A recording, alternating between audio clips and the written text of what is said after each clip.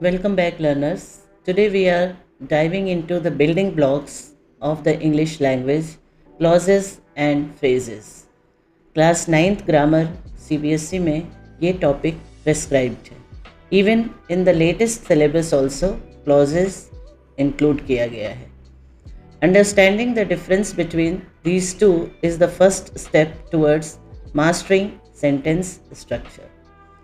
क्योंकि अगर इन दोनों का डिफरेंस हम समझ लेंगे तो सेंटेंस बनाने में आसानी होगी.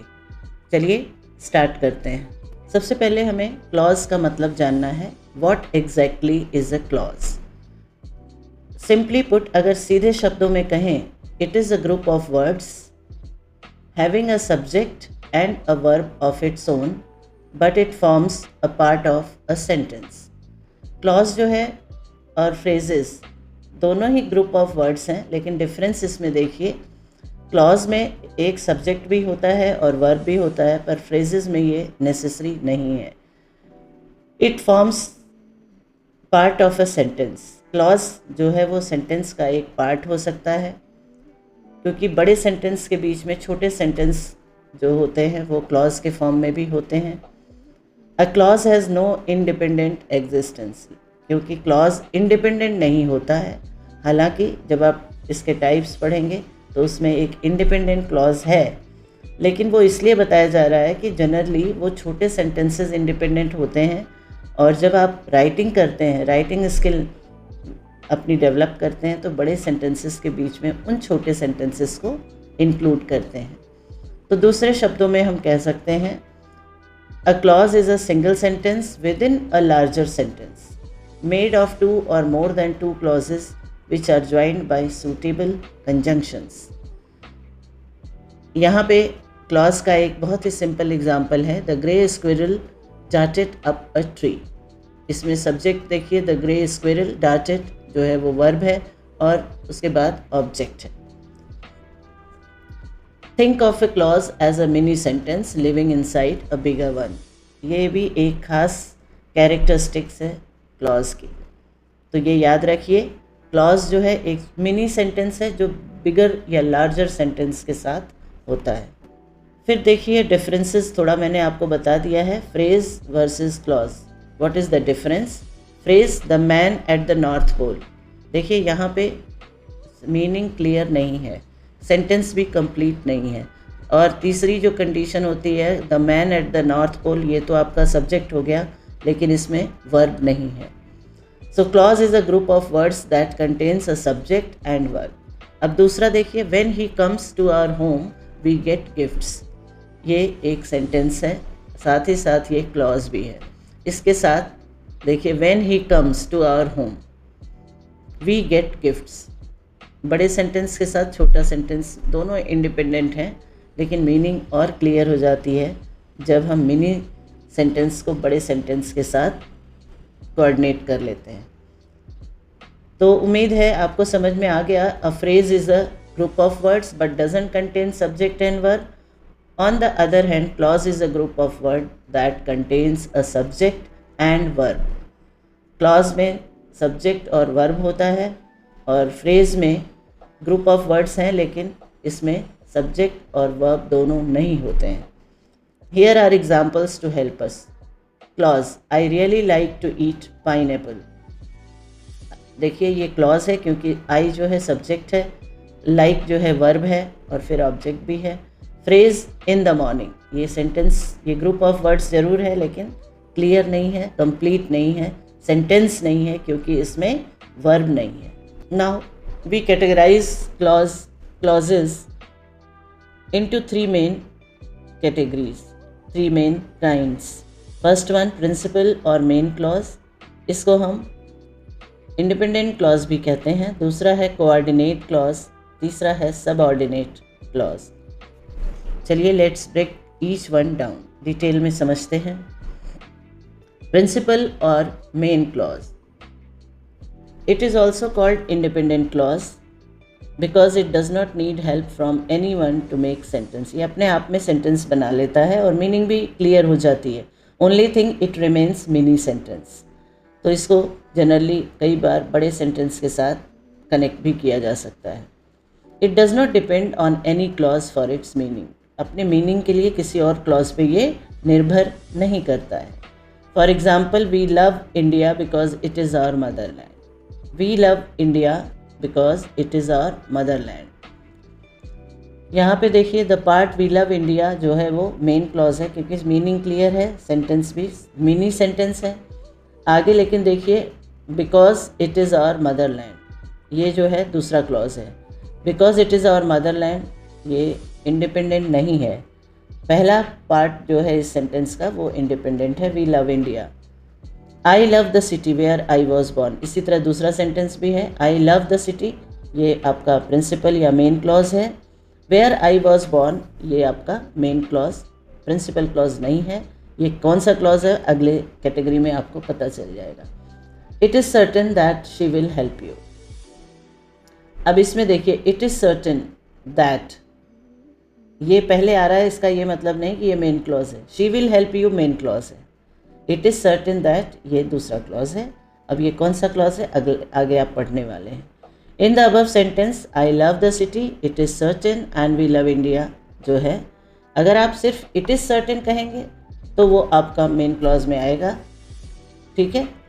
और अगर आपको उसके साथ कनेक्ट कर, जिस तरह से आप उसे बोलेंगे उस पर डिपेंड, इट इज़ सर्टेन ये आपका क्लियर है, मीनिंग सर्टेन है, तो ये आपका मेन क्लॉज हो सकता है। लेकिन अगर आप कहते हैं इट इज़ सर्टेन दैट, तो यहाँ पे मीनिंग क्लियर नहीं है। शी विल हेल्प यू ये अलग से है, ये भी मेन क्लॉज में आ जाएगा, लेकिन that she will help you नहीं, दैट के साथ अगर आप इसे बोलेंगे तो ये मेन क्लॉज नहीं है।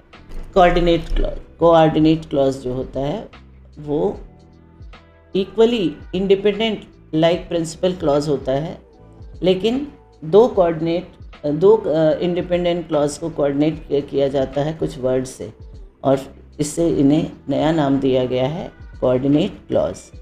सो it is just as important as principal clause, principal clause या मेन क्लॉज की तरह ये भी इम्पॉर्टेंट होता है। And these clauses are joined by some conjunctions, उनका एक्रोनिम है फैन बॉयज़। अगर आप ये फैन बॉयज़ याद कर लेंगे तो जहाँ पे ये कंजंक्शन वर्ड होंगे वहाँ पे आप कह सकते हैं कोऑर्डिनेटिंग क्लॉजेज हैं। जैसे F for, A and, N nor, B but, O or, Y yet, S सो। तो इतने भी अगर आप याद रखेंगे तो ये आपका कोऑर्डिनेट क्लॉज होगा। जैसे I know him and I like him, work hard otherwise you will fail, देखिए दोनों मेन क्लॉज हैं, I know him, I like him, इसको एंड से जोड़ा जा रहा है। दूसरा है ही फेल्ट टायर्ड, अब सो लगाया है, ही lay down to the rest, दोनों अगर सो को आप बीच में से हटाइए तो दोनों मेन क्लॉज हैं, इंडिपेंडेंट क्लॉज हैं। और दो इंडिपेंडेंट क्लॉज को अगर हम कंजंक्शन से जोड़ते हैं तो वो आपके कोऑर्डिनेट क्लॉज कहे जाते हैं। Each of the above sentence has two clauses of equal merit, they are joined by coordinating conjunction and otherwise and so we may put them in the form of a table। अब आता है subordinate या dependent clause। A subordinate they are needy clause, उनको needy clause कहते हैं क्योंकि they contain a subject and a verb but they cannot stand alone, क्योंकि उनसे मीनिंग क्लियर नहीं होती तो उसके साथ उन्हें एक इंडिपेंडेंट क्लॉज की ज़रूरत पड़ती है। They don't express a complete thought, इसीलिए इनको डिपेंडेंट क्लॉज कहा जाता है। For example, this is the book which she gave me, इसमें the second part is subordinate clause कहा जाएगा। अगर और भी एग्जाम्पल देखिए, I know that you are a good boy, this is the book which she gave me, I shall wait here till you come back. अब that you are a good boy ये आपका dependent clause है, जिसमें I know लगा के principal clause लगाया गया है। इसी तरह से दूसरे सेंटेंस में देखिए, this is the book which she gave me, which she gave ये आपका डिपेंडेंट क्लॉज है। दिस इज़ द बुक जो है वो इंडिपेंडेंट क्लॉज के साथ ज्वाइन किया गया है, मतलब इसको इसके साथ फिट किया गया है। I shall wait here till you come back, I shall wait here जो है ये भी आपका जो है प्रिंसिपल क्लॉज है, I shall wait here till you come back, ये आपका डिपेंडेंट क्लॉज है। टाइप्स ऑफ सबऑर्डिनेट, अब ये जो सबऑर्डिनेट क्लॉज हैं ये 3 तरह के हैं, noun clause, adjective clause and adverb clause. याद रखिए सबऑर्डिनेट क्लॉजेस जो हैं they are of 3 kinds, noun clause, adjective clause, adverb clause. ये तीनों अब इनके बारे में हम डिटेल में देखते हैं। नाउन क्लॉज जो है, these words generally come before the subject and the verb of the noun clause. A dependent clause that functions as a noun, ये डिपेंडेंट क्लॉज होता है और ये नाउन का काम करता है। जैसे अब देखिए pepperoni is fine with me, यहाँ पे पेपरोनी जो है वो सब्जेक्ट है, what ever you want is fine with me. अब आप देखिए यहाँ पे एक डिपेंडेंट क्लॉज लगाया गया है, नाउन क्लॉज, डिपेंडेंट में नाउन क्लॉज है ये, क्योंकि ये नाउन का काम, पेपरोनी नाउन है, उसकी जगह पे वॉट एवर यू वॉन्ट लगाया है, तो ये नाउन क्लॉज का काम कर रहा है, इसलिए ये नाउन क्लॉज है। तो नाउन क्लॉज पहचानने के लिए देख लीजिए और भी कुछ क्लूज़ हैं, वर्ड्स हैं जिनके आधार पे आप लगा सकते हैं dependent clause. Who, that, which, whose, when, where, whom। Noun clauses can act as a subject, who, that, which, whose, when, where, whom। इन सब के साथ हम जो डिपेंडेंट क्लॉज लगा सकते हैं जो नाउन का काम करते हैं, और उसके बाद का सेंटेंस इंडिपेंडेंट क्लॉज रहेगा। यहाँ पे नाउन क्लॉज के कुछ एग्जाम्पल हैं, you should know about healthy food. अब इसके जगह पे you should know about what to eat to be healthy, ये noun clause. Choose a gift for whomever you want, whomever you want जो है ये आपका डिपेंडेंट क्लॉज है, नाउन का काम कर रहा है। चूज़ ए गिफ्ट फॉर, आगे किसी का नाम होता, होम एवर यू वॉन्ट ये जो है नाउन का काम कर रहा है। इसी तरह on weekends we can do whatever we want, we can do, अगर आप कोई हॉबी लिखते वो भी नाउन होता, तो उसकी जगह वॉट एवर वी वॉन्ट, तो ये आपका जो है ये सबऑर्डिनेट क्लॉज हो गया, नाउन, सबऑर्डिनेट का noun clause. I wonder how long we should wait here, I wonder how long we should wait here, how long we should wait here जो है ये नाउन क्लॉज है। अब जो एडजेक्टिव का काम करे, इससे मीनिंग और क्लियर हो जाती है, इसको हम रिलेटिव क्लॉज भी कहते हैं, एडजेक्टिव क्लॉज को रिलेटिव क्लॉज भी कहते हैं क्योंकि ये एक्स्ट्रा इन्फॉर्मेशन देता है। They usually sit right after the noun they describe. जैसे पहला example, the cake that she bought was delicious, इसमें the cake that she bought was delicious, the clause that she bought describes the cake. इसी तरह से दूसरा, the people who live next door are good neighbour, the people who live next door are good people.